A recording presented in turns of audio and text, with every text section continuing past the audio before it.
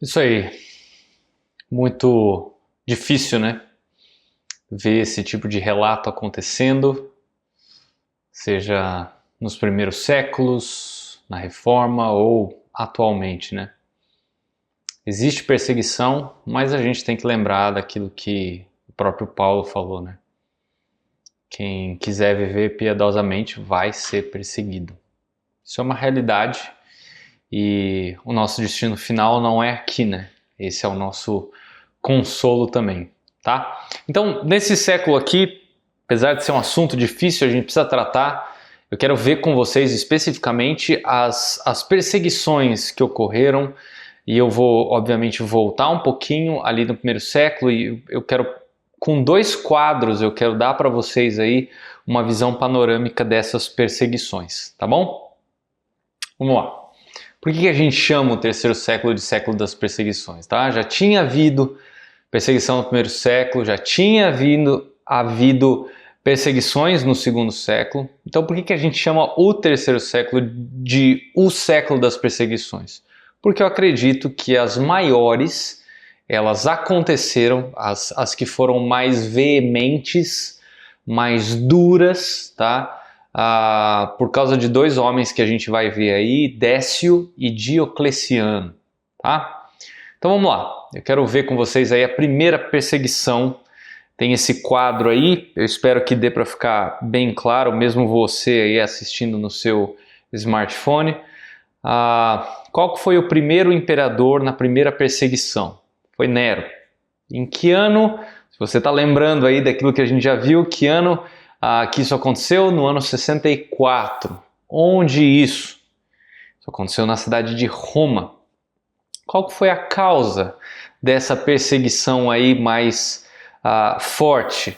Lembra daquele incêndio em Roma que alguns entendem que foi causado pelo próprio Nero, tá? Acontecimento importante que houve aí. E, de novo, um acontecimento importante decorrente dessa perseguição. O martírio de Pedro e de Paulo, tá? Decorrente dessa perseguição, ok? Então se você fizer o quadro aí, você vai preenchendo, fica fácil de você colocar. Segunda perseguição, ela estava debaixo, essa perseguição aconteceu debaixo de qual imperador? Um homem chamado Domiciano, tá? Eu mencionei, vamos ver se você lembra, ano 90, ok? Em quais lugares isso aconteceu? Agora não foi só em Roma, teve um outro lugar. Foi em Roma e na Ásia Menor, tá?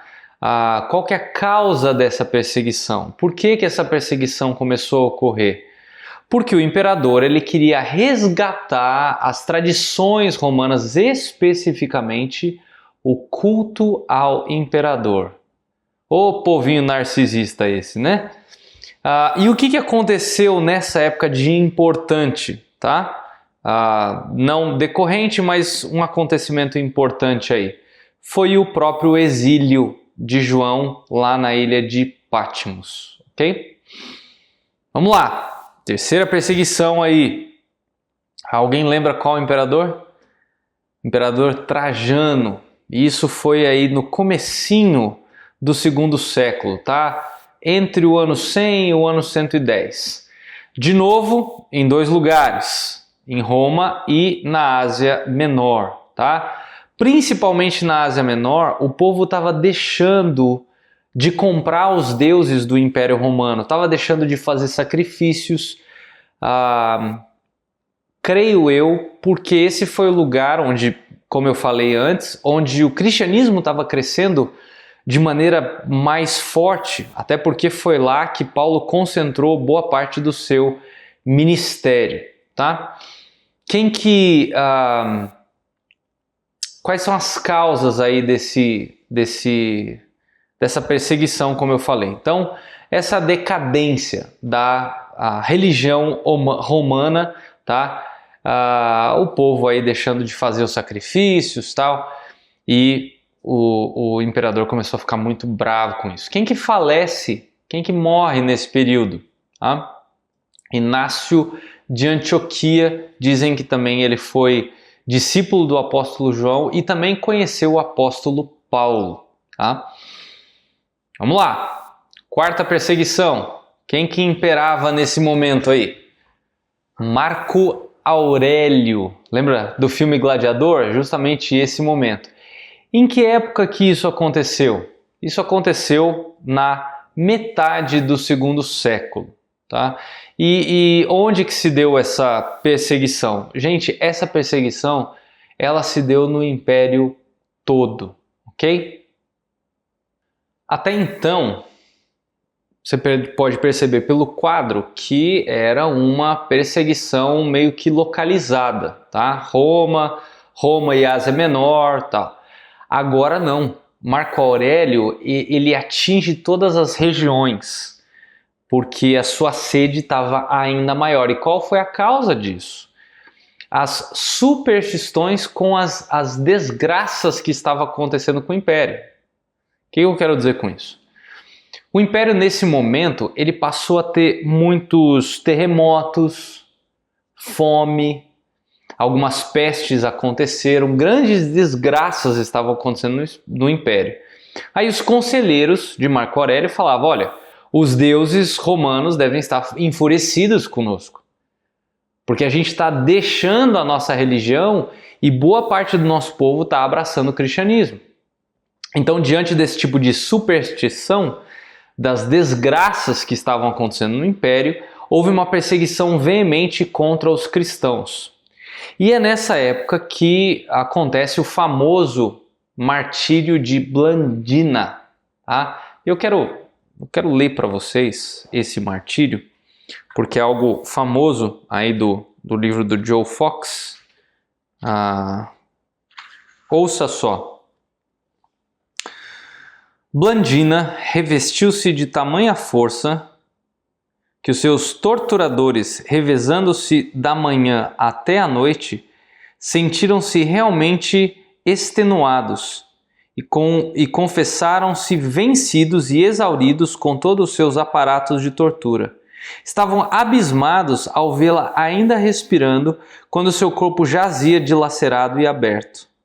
A abençoada mulher recuperou um novo vigor no ato da confissão e provou evidente a anulação de todas as dores ao dizer: sou cristã e entre nós não se comete nenhum mal. Maturo, Santo e Blandina e Átalo foram atirados como alimento às feras selvagens no anfiteatro, servido de espetáculo grosseiro para os desumanos gentios.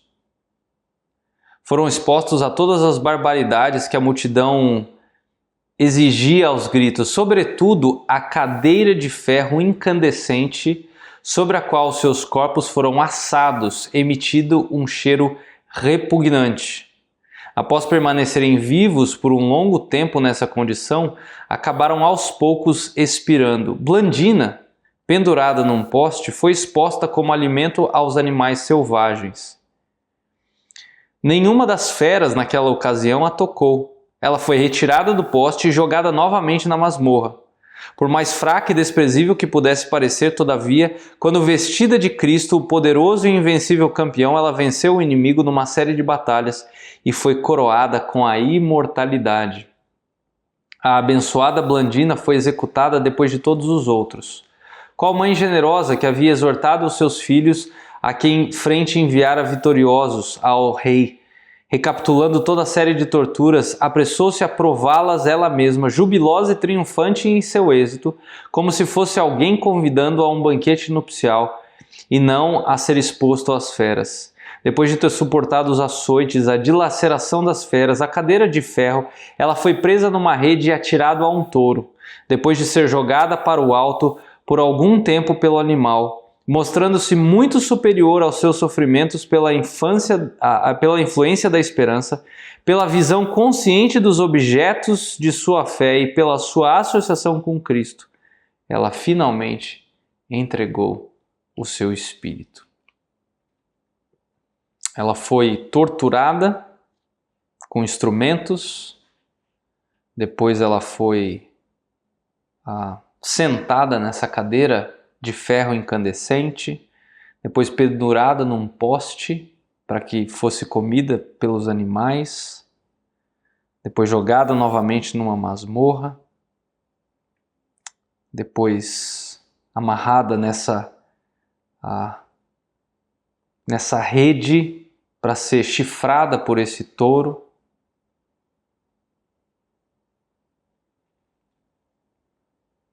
E aí finalmente ela, sem negar Cristo, entregou o seu espírito. Faz a gente pensar, né? Vamos lá. Essa é a primeira parte aí, segundo século. Agora vamos prosseguir. A quinta perseguição. Ela aconteceu sob a liderança de um homem chamado Sétimo Severo. É assim mesmo o nome dele. E quando que isso aconteceu? Então agora entrando aí no terceiro século, no início do terceiro século, a gente está aí por volta do ano 200, 201, tá? Nessa época aí que Orígenes vai ser morto. Onde que está acontecendo essa perseguição? E esses martírios, né, aí a rodo? Está acontecendo em todo o império. Tá? Parece que a coisa pegou fogo e agora não é só em regiões isoladas, tá? Por que que essa perseguição estava acontecendo? Por causa do culto aos deuses pagãos. Vamos promover, vamos divulgar o famoso panteão romano, o culto aos deuses pagãos. Mas o povo cristão se recusava, né? Então a perseguição ela aumentava. E aí é nessa época que acontece o martírio de Perpétua e Felicidade. E isso aqui eu não posso deixar passar. Se você tiver aquele livro do Justo Gonzalez, né, a História Ilustrada do Cristianismo, de novo lembrando que o meu é a versão antiga, tá? São os 10 livros. Hoje, se você for comprar, você compra no box, tá? São dois livros, obviamente eles ficaram maiores. Mas eu preciso ler isso com vocês e eu quero dar uma ideia para vocês do que foi esse martírio, esse episódio. Presta bem atenção. A heroína do martírio das santas Perpétua e Felicidade é a Perpétua, uma mulher jovem de boa posição social que amamentava ainda seu filho recém-nascido. Acompanhavam-na 2 escravos, Felicidade e Revocato, e outros 2 jovens chamados Saturnino e Secúndulo, mas de quem sabe-se muito pouco. Boa parte do martírio está posta nos lábios de Perpétua, e é muito possível que reproduza suas próprias palavras. Em todo caso, quando Perpétua e seus companheiros foram presos, e o pai de Perpétua tratou de convencê-la a abandonar sua fé e assim salvar sua vida, ela lhe respondeu que, assim como cada coisa tem seu nome e é inútil tratar de mudá-lo, ela tinha o nome de cristã e não podia mudá-lo. O processo de Perpétua e seus companheiros foi longo, ao que parece porque as autoridades queriam fazer todo o possível para incitá-los a abandonar sua fé. Felicidade, que estava grávida quando foi presa, temia que, em razão de sua gravidez, a perdoassem, ou ao menos que atrasassem o seu martírio e que não pudessem então sofrer juntamente com seus companheiros. Mas, segundo o martírio, suas orações foram respondidas e ao 8º mês de gravidez deu à luz a uma menina, que imediatamente foi adotada por outra irmã na fé. Quando haviam se queixar das dores do parto, seus carcereiros perguntavam como ela esperava ter a coragem necessária para enfrentar as feras. A resposta de Felicidade é característica do modo em que muitos daqueles cristãos dos primeiros séculos enfrentavam o martírio. Abre aspas. Agora os meus sofrimentos são só meus, mas quando tiver de enfrentar as bestas, haverá outro que viverá em mim e sofrerá por mim, posto que estarei sofrendo por ele. Fecha aspas. Os mártires varões foram por fim lançados às feras. Saturnino e Revocato morreram rapidamente. Mas a Secúndulo, nenhuma fera quis atacá-lo. O javali que soltaram, em lugar de atacá-lo, feriu de morte um dos soldados. Quando o ataram para que um urso o atacasse, o urso negou-se a sair de seu esconderijo. Por fim, o próprio Secúndulo anunciou ao seu carcereiro que um leopardo o mataria de uma só dentada, e assim foi. Quanto a Perpétua e Felicidade, lhes anunciaram que haviam preparado uma vaca furiosa que as chifrasse.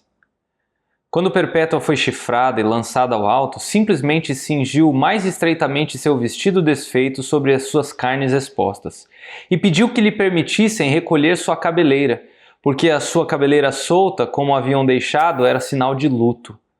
E para ela, este era um momento feliz. Logo, foi para onde jazia Felicidade, também ferida pela vaca.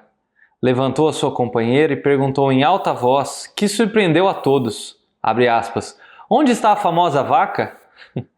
Fecha aspas. Por fim, desgarradas e sangrando, as mártires se reuniram no centro do anfiteatro, de onde se despediram com um ósculo de paz e se dispuseram a morrer à espada. Quando chegou a vez de Perpétua, seu verdugo tremia e não acertava a feri-la de morte. E ela tomou-lhe a mão e a dirigiu para que ferisse na garganta. Ao chegar a esse ponto, o martírio comenta, abre aspas, talvez o demônio a temesse, tanto que não se atrevia a matá-la, sem que ela o quisesse. Fecha aspas. Era esse tipo de coisa que acontecia naquela época com muitos daqueles cristãos. Agora, uma coisa para a gente entender, e eu quero deixar isso muito claro, é que entre uma perseguição e outra existiam longos períodos de paz. Não era algo ininterrupto, não foram mais de 200 anos aí de cristãos se escondendo toda hora, com medo de perseguição. Não, não era assim. Existiam períodos de paz, tá? Vamos lá, sexta perseguição, debaixo de Décio, ok? Isso na metade aí do terceiro século. A gente está por volta do ano 250. Essa perseguição também abrangeu todo o império, tá? E a causa aí era o culto aos deuses pagãos também, tá? E qual o acontecimento importante que nós podemos destacar aqui? Olha só. Os confessores. Os confessores, eles surgem diante dessa perseguição aí de Décio. Pessoas que aguentavam as torturas sem morrer, sem serem martirizadas, mas também sem ceder ao culto pagão. E quando elas não negavam a sua fé em Cristo, elas recebiam um título, e esse título era o de confessor. Tá? Então era talvez uma grande honra receber esse título aí. A sétima perseguição, ela vai acontecer debaixo de Diocleciano. Repare que aquelas que eu falei que eram fortes, Décio e Diocleciano, uma atrás da outra, tá? Diocleciano era aquele que as esposas eram cristãs. Isso aconteceu aí no início, bem no comecinho aí do século IV, tá? Nós estamos falando aí entre os anos 302 a 305 é que vai acontecer essa perseguição. Tá, então início do quarto século. Qual que é o local? De novo, todo o império. Repara que no começo foi local, Roma, depois Roma e Ásia Menor, depois todo o império. Tá? Qual a grande causa? De novo, o culto ao imperador. Sempre que eu falo culto a deuses pagãos, a pessoa do imperador está envolvida. Agora é estritamente o culto ao imperador. Tá? Esse homem tentou de tudo para que o culto a ele fosse estabelecido. Mas os cristãos, eles se recusavam ao máximo de se submeter a isso. Tá? De forma alguma eles se submetiam ao culto ao imperador e o grande destaque aqui dessa perseguição, como eu falei, é que ela foi a pior das perseguições, tá? A mais voraz, a mais feroz, que é que vai acontecer debaixo do imperador Diocleciano, tá? E uma coisa para ser notada é que quando as pessoas elas recebiam a Cristo, quando questionadas, elas não sei, acabei de me tornar cristã. Não tinha isso. Elas de fato mantinham a sua palavra desde o primeiro dia. Do momento da sua conversão até o momento da sua morte, a coisa era a mesma. Faz a gente pensar, né? Faz a gente pensar. Como é que anda a nossa vida cristã? Como é que nós levamos a nossa vida cristã? Né? As reclamações que nós fazemos. Eu posso falar pela minha vida, gente. Coisas que nós... Presentes que Deus tem nos dado. E muitas vezes a gente simplesmente olha para as coisas que estão um pouquinho mais difíceis, mas esquece de contar as bênçãos, né? Isso tem que mexer com a gente. Eu espero que ao investigar mais a fundo, talvez ler alguns detalhes nesses livros, né, desses mártires, isso possa trabalhar bastante o seu coração, como tem trabalhado o meu. Tá? Tem que fazer a gente mudar. Mudar a nossa fé de alguma forma e, obviamente, de alguma forma para melhor. Uma outra pergunta aqui que vale ser feita é: e os judeus? Eles sempre tiveram debaixo de perseguição, tá? Sempre foi uma perseguição como a gente viu, só que eles eram perseguidos, foram rejeitados. Eles, a maioria das vezes, eles eram os culpados, né? Eles eram mortos, tudo era culpa do judeu. E isso era, de certa forma, meio que ininterrupto.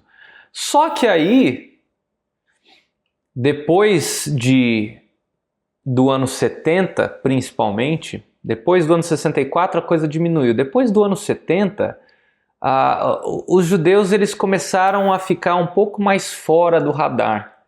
E agora são os cristãos que são alvo dessa perseguição de maneira bem precisa aqui, tá? Então, voltando aos cristãos, não sei se você vai lembrar daquela aula que eu falei quantos por cento existiam de cristãos no final do primeiro século? Você vai lembrar? Eu estou falando aí de mais ou menos 3 a 5% do império. E lembra aquela frase de Tertuliano? O sangue dos mártires é a semente da igreja? Ou seja, nunca houve uma diminuição do número de cristãos por causa do número de martírios. Pelo contrário, aumentava-se o número de cristãos fervorosos, de cristãos verdadeiros no império. E qual foi a política de Diocleciano? O que ele queria fazer com os cristãos? O objetivo primário de Diocleciano era o extermínio do cristianismo. Ele queria acabar, ele queria eliminar, ele queria exterminar o cristianismo da face da terra. E note, 6 anos que Diocleciano sai do poder, apenas depois de 6 anos que ele sai do poder, o que acontece? Em 311 depois de Cristo, o que acontece? Eu vou colocar entre aspas aqui, tá? Mas é a conversão de Constantino. Ou seja, esse homem falhou drasticamente, tá? Agora vamos parar um pouquinho para pensar nesse momento. Entre a pior perseguição e o imperador que se torna cristão. Gente, se passaram 6 anos só. Então, quando Constantino se converte, o povo está fascinado com Constantino. Os cristãos, né, obviamente. Esse homem é, para eles, né, uma grande manifestação de Deus. Com Constantino, um homem chamado Eusébio de Cesareia vai falar o seguinte: com Constantino estabeleceu-se a consumação do reino de Deus. Deus está estabelecendo o seu reino aqui na terra agora através da conversão desse homem. Então, do ponto de vista humano, eu não vou nem dizer verdadeiramente cristão, mas para um cristão, humanamente falando, foi algo fantástico. Foi algo extraordinário. Foi um divisor de águas na história da igreja, como de fato foi, né? A gente vai ver um pouquinho mais sobre esse personagem no próximo século, tá? Então olha só, gente, entre 302 e 305 foi a pior perseguição contra os cristãos. 6 anos depois, o imperador é convertido, ou se converte, né? Eu acho mais que ele se converte, mas... e o povo fica confuso, né? O povo estava perdido. O imperador se converteu. E agora, no início do século IV, quantos por cento você acha que tinham de cristãos no Império Romano? Gente, nós estamos falando aproximadamente 13 a 15% do império. Cresceu ou não cresceu? E lembra, isso aí é de cristãos fiéis. De gente que, como eu acabei de ler para vocês, estava disposto a morrer. Aliás, zombava da morte, né? Deu para entender, gente? Deu para entender o século das perseguições? Então, na próxima aula, eu quero ver com vocês alguns personagens importantes desse século e aí a gente passa para o século seguinte também, tá bom?